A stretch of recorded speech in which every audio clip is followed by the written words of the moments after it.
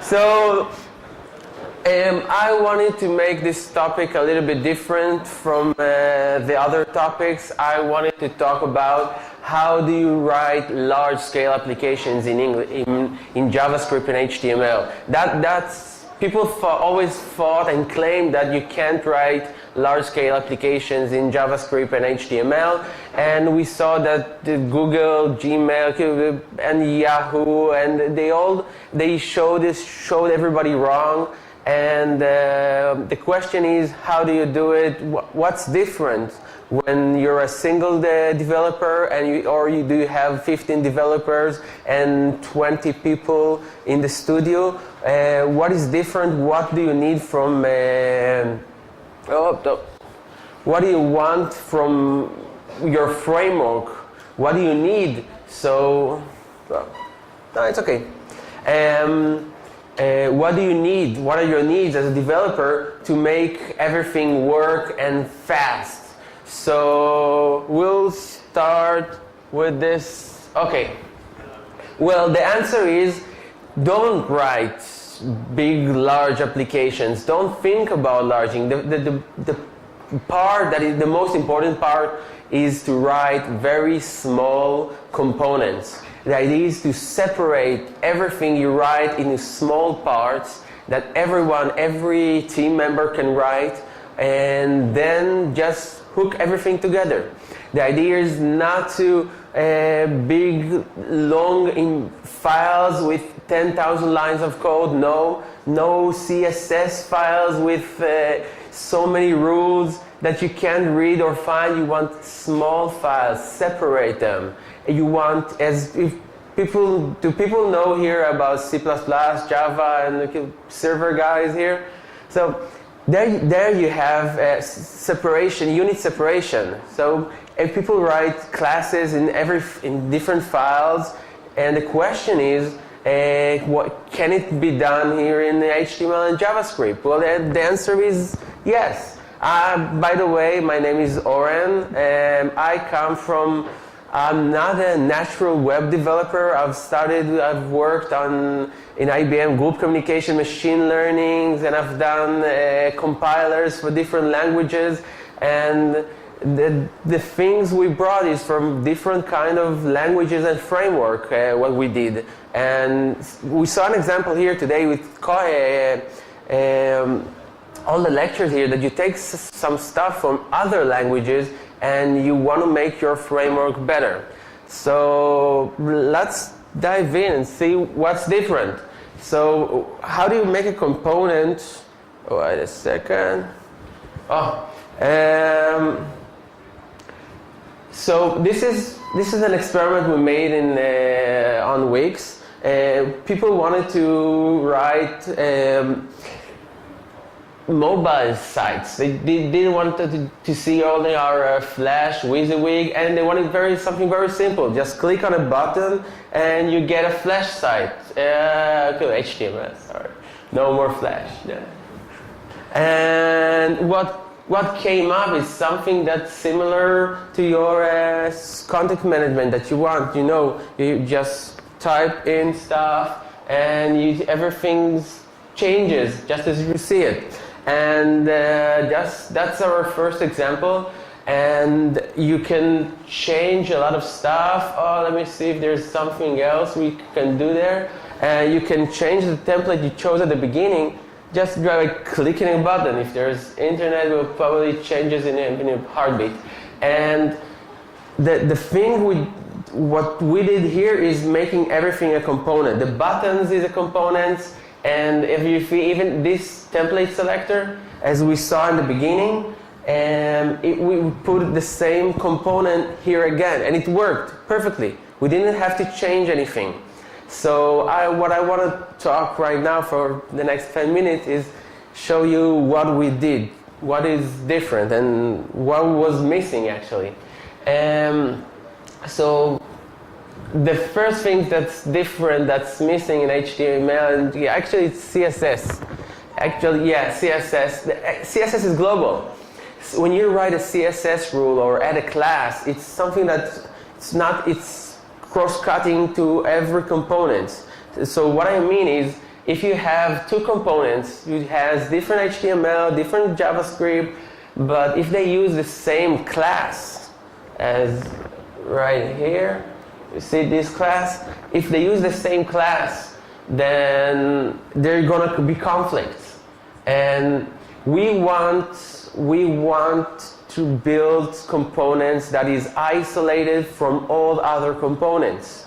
Wix has many branches in Europe and the States, and there's always you want different teams to work together and not bother one.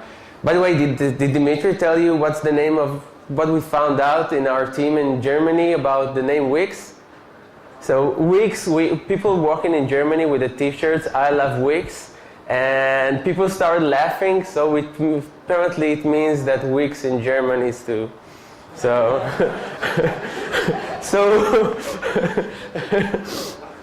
but we already chose the name, so we didn't have much to do. So.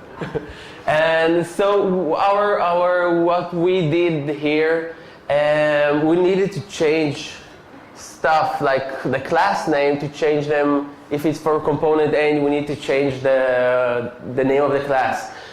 But we do everything dynamically, and what I show you right now, we do dynamically. Our framework does it dynamically. So I'm a bit lying. By the way, do people know here HTML? Uh-oh. So if there's any mistakes, please forgive me. So there's a lot of things that we don't like in HTML, and one of the things is cross browsers. There's normal browsers, you can say, I want 50% to be transparent, but then there's IE, always think differently. And so you should kill IE. And so in Wix, we want, if you write a color, and it doesn't really matter which one, it automatically converts to the same depending on the browser, and it knows where you are and what you want to do. So we prefer it that way. And much of the stuff we didn't write, don't write frameworks on your own. Start with taking pieces what people already done on the web. There's been, as you've seen in this conference, there's a lot of things that are being done. So start by using what they did, learn from them, and only the parts you need differently, make moderations. So if we go back to, so I want to talk about the most important stuff right now, which is how do you make components. So the most important thing is if I have an HTML element, just write the name of the component, and the framework will automatically convert it to a full-fledged component. That means it will use the template engine. We talked about here at the beginning about different templating engines, and I'll talk a bit later if we have time about what we made, but they're all good. So just use a template agent that will if you start with you just write comp equals to the name of the components, and what you'll see is you'll see it renders into a full-fledged HTML element. And what we want, the second thing we want is that if we have a component inside component, which is, we always have that composite component, we want the header to have, there's a title and there's an image. That's a header, that's a simple header. There's an image, a logo, and the text says Wix, yay. So you want to write my header, and the framework automatically converts it into two stages, to an inner component, the template of the header, and then converts the header, again, the image, into a full-fledged component. So the header doesn't have to know what the image is all inside, what's inside of it. It doesn't know anything. So he just writes a comp equals image, and he has an image inside. So I guess the big question is how do they actually communicate? How, if he doesn't know anything about, if the header doesn't know anything about the image, he just writes comp equal image, how do you communicate with it? So let's see. So what we added was we needed to give it a name. So we added the parts. So here's the leader. That's why we added. Just give it a name. If you want the header to communicate with its little boy, its inner component, just give it a name. You write part equals a.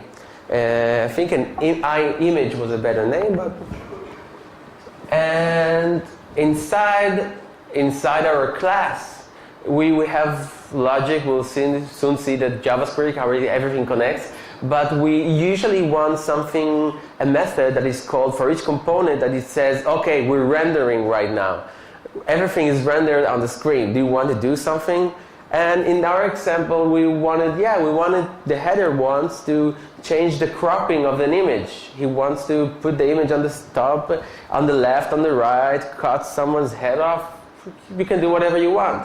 So you have a special method for each component called render, which means I'm rendering right now, and you have injected, the framework injects all the parts. In our example, it injected the part, the image, and we can do whatever we want with it. Ooh, so much code, damn it. There's a lot of dependency. The big idea we said make everything small, but sometimes you do have to know what other components are out there. You want to know, you want to talk to them. For example, if we have an image and if someone's clicking on the image, we want the image to be full screen. Okay? So we have a manager, we have a singleton, something like a singleton, which manages the full screen mode. He knows how to do anything.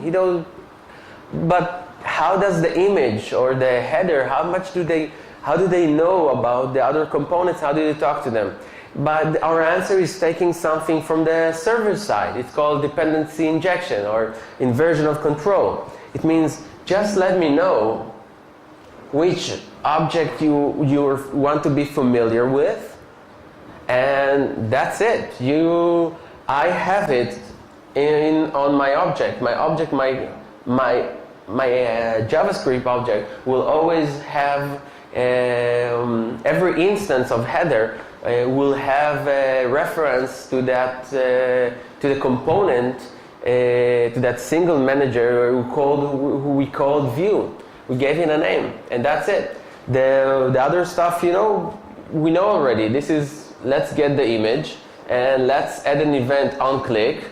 And what happens when we click? We tell the view, okay, we want something, enter full screen mode. Here, take an image, take a component, make it look full screen. And that's how you make stuff, that's the wiring.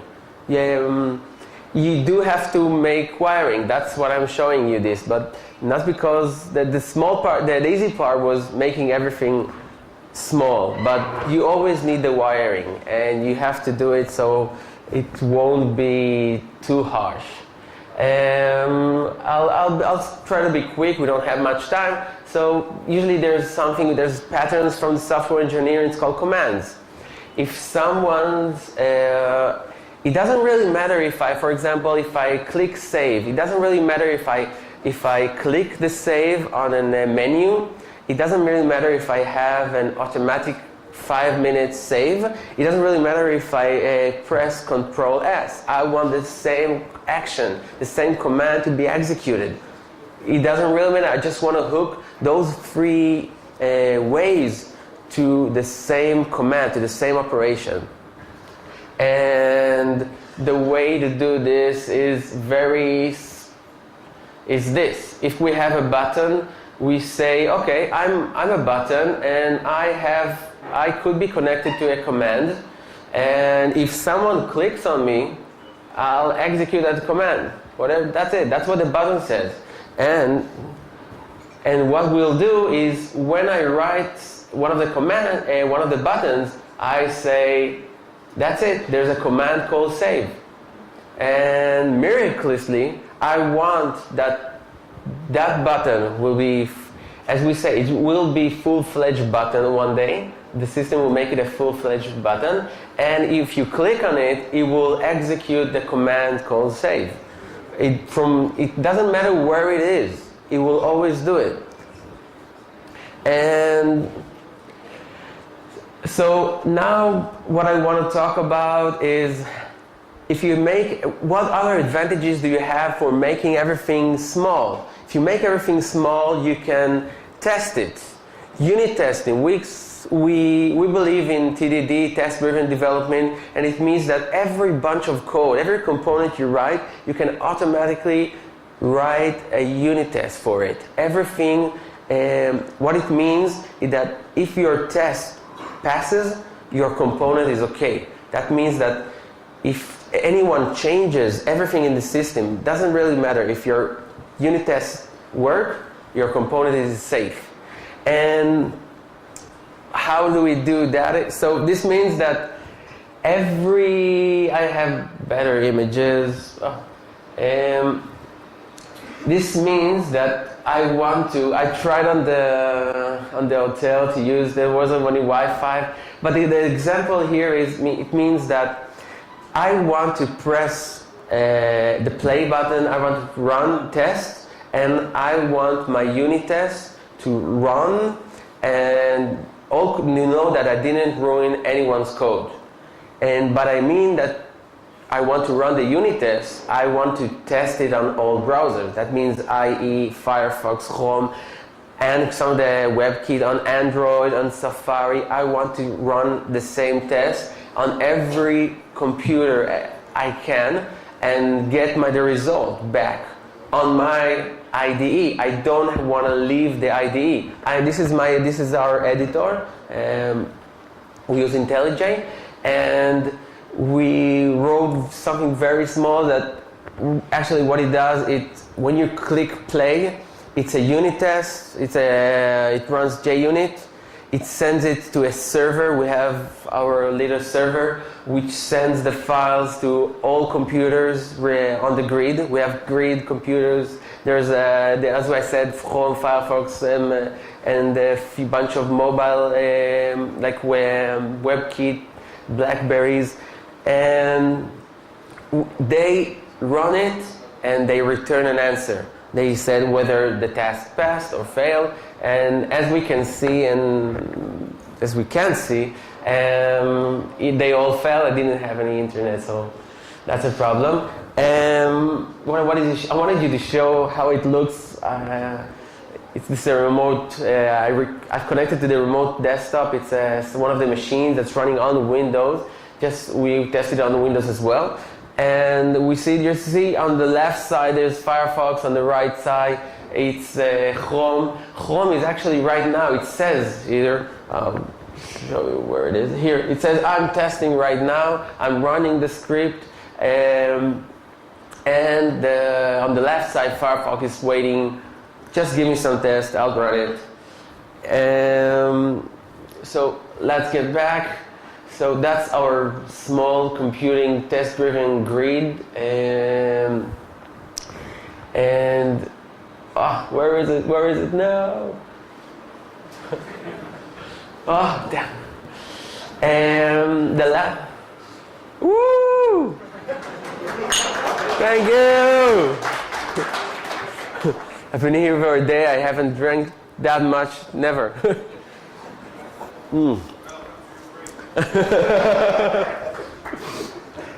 The last thing I want to show you, I promise that's the last thing, is we talked about, I told you that small components is very important to write small components, but we at Wix, for us, it's very important to have even small separation inside a component. We do MVC, that means there's the logic That means a JavaScript file. There's an HTML and a CSS file for the same component, and there's also a data scheme. So if my logic has a method this save title, and it gives an integer instead of a string, it will throw an error. We have our model is type safe, at least a bit, but the most important stuff I wanted to show you is the separation between the HTML and the logic. You have the view, which you want the view. We don't even want to write the view ourselves. We want other people to write. If I have an HTML god somewhere who knows HTML, you write the HTML. You can have a component, can have one logic, knows how to handle 5 different, we call it skins, like the Winamp skins. You want to have, it doesn't really matter who builds the view, how it looks like. It doesn't matter. The logic is indifferent to it. And the way we do that is we had the same example of the header, which has an image and a title, and we gave them those parts. We'll give them names. So the image we'll call it IMG, and the part title we call it title. And in the logic part, in the JavaScript part, we write the same parts. Actually, it goes backwards. We start with the logic. The logic says, I have parts. It's an image and a title. A title is an HTML element. I don't care what it is. It's an HTML element. It has set HTML or set text or anything. And it has an image, which is an image component that I know of. And now it goes backwards. Now we go back, and if someone's writing the template, the skin, the HTML, he has to confirm and says, okay, this part is the image part, and the other part, that's the title. And that way, they can communicate. We'll see here exactly. We have our render method, and we know how to get the image, and then we can do whatever we want. Like, for example, in this example, we have set text. So we use Mootools. So we have set text for us, and that's how they talk to each other. And we can add more. We always add more stuff to do with our skin parts. This example, we don't just write image. IMG is image, or title HTML, and we can add more stuff. I can say that this title is not just an HTML element, it's automatically binds to a dictionary and takes the data from there. For example, like localization. If you have hello stupid, the stupid comes from the data. You want to connect it to the data, the user's name. And the hello, you want to connect to a dictionary. If you're in the US, you want to say hello. If there's in other places, you want to say aloha or hola or shalom. So you want to, here you can specify whatever you want. So it's very declarative, and the important stuff is separate stuff and test it. You have to test everything to make sure you don't break anything. So thank you very much, and questions. Yay. Thank you. Thank you. Oh. Thank you. Can you clarify which test framework do you use, and if it is possible to show a few examples of your JavaScript tests? I don't have any code on this computer, but we always use already. I have your code on my computer.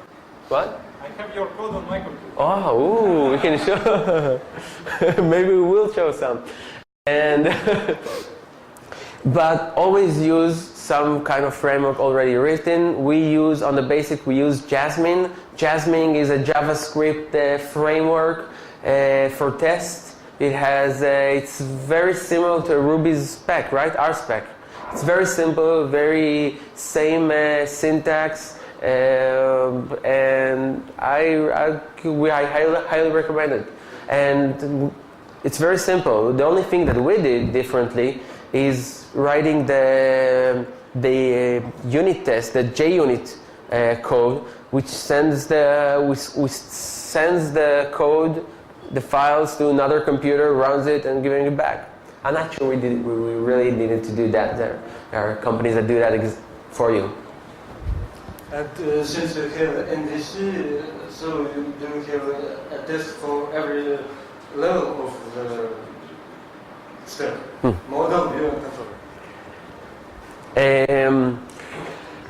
We mainly focus on not breaking our JavaScript. It's very hard to write visual tests. Visual tests, they keep changing, and it's mostly our code. We make sure it's 100% tested.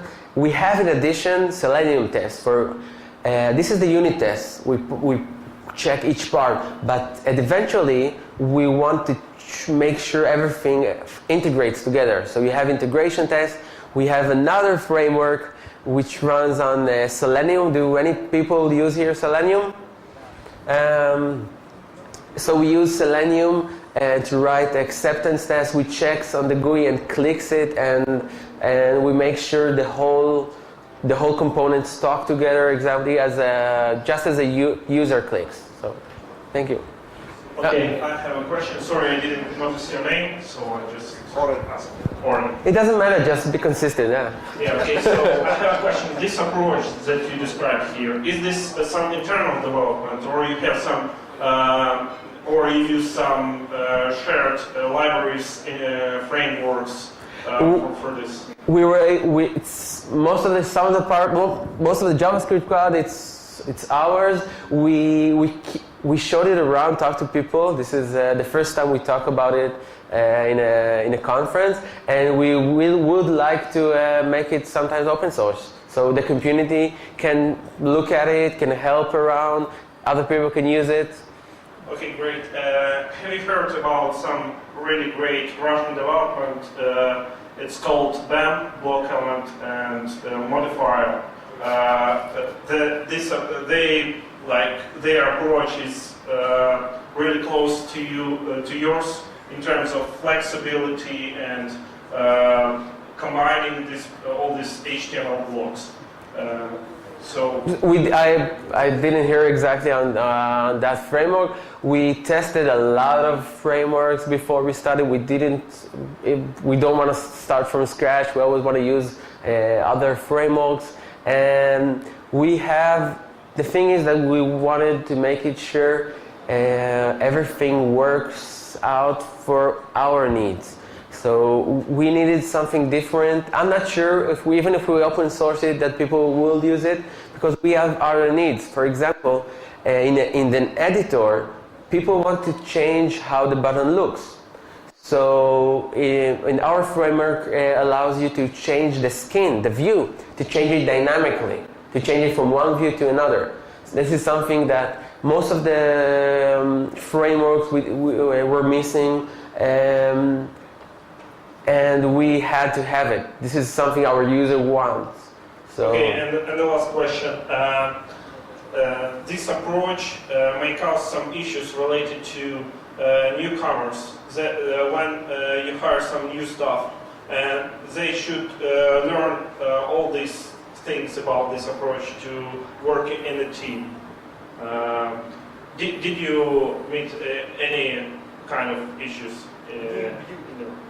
No, I'm not sure I understood the question. There's e-commerce, and there's a lot of big frameworks which do similar stuff. So.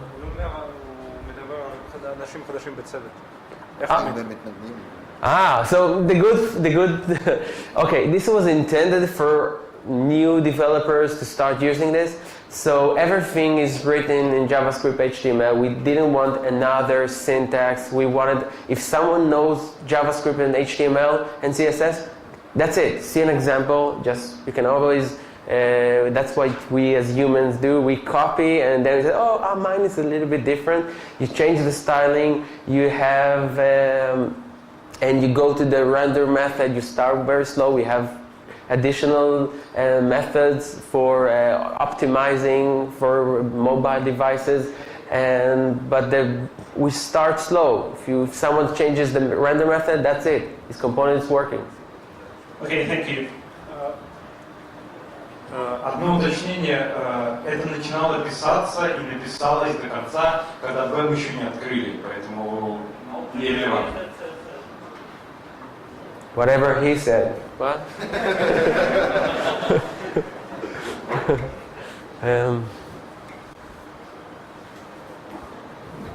Oh. What's your frame? What's your What about the name? Oh, wow! You see, that's what I have to get Dimitri for. A picture for our server, and Googling testicle, it doesn't help. So yeah.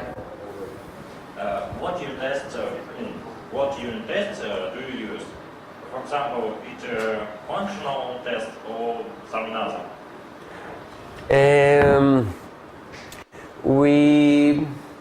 We try to do mostly a functional test. The most important part for us is a functional test, but we do have other tests which checks the styling and make sure the small parts are connected. But I do recommend everyone to start with functional tests. Every line of code should be tested. For example, if you have a loop, it should be tested 3 times. One time when it never enters the loop. One time when it enters the loop just once, and another test when it enters at more than one time. There's an example of how to write testing and see the coverage, and we'll hear more later on. But it's very important. The functional test is the most important thing. You don't want to break your friend's code. Before you commit, actually we do even more. We have the test automatically run when you push the code. By the way, anyone uses Git? Okay, so you have hooks. So automatically when you push the code, you want the server runs all the tests for you, and if you fail, it rolls back. You don't want bad code to be inside your repository. So that's it. And what you don't use classes for your parts? Or Glasses? Why? For example, Dimitri. you don't use class class 1 separated space and class 2. Do you mean you're talking about packages? For models. For example, you have 2 the same classes on your application. No, if you have 2 classes, you use packages. There's a net package. You don't write images, you write components. You have packages. You have 2 components. Mm-hmm. And the same class used it. You change name. If I change the name of my component to make it image, Change the class and component. Okay. I'll try to answer that.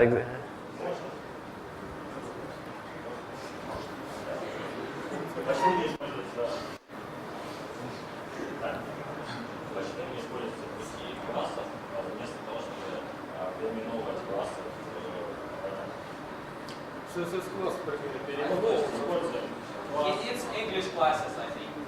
Good guy. Используйте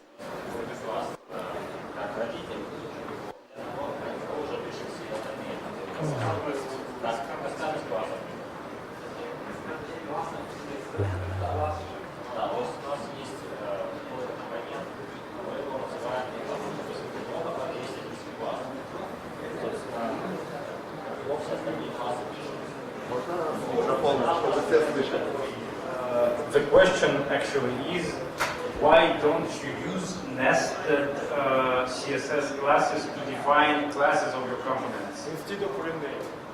What? Instead of renaming. Instead of rename. We don't actually rename the classes. This is something that I wanted to show you. So the problem in A suffix in CSS class. yeah, we don't really do that. What we do is we generate everything. It fits our solution fits us. We generate all the rules dynamically, and we give it a different name, a unique name, and the style, the class name actually is not _a. We give it a unique name. It doesn't really matter what it is. We do write the original name and the A to make it for debugging. Debugging is the most important thing you want to do, and make it very easy for debugging. But we do actually everything dynamically. It works everywhere, even Internet Explorer. It's giving us a hard time, but it works. And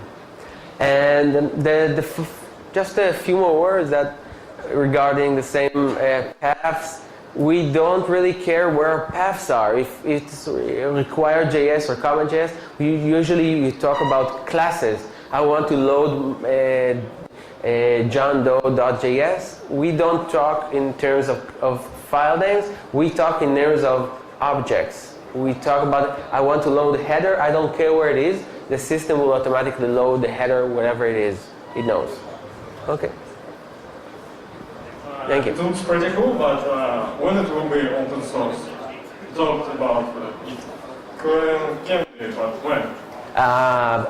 I don't know, when we need to do some cleanups and make it available, part of it that everybody can use it. I don't have an estimation right now. Thank you. Thank you. Okay, thank you. Thank you.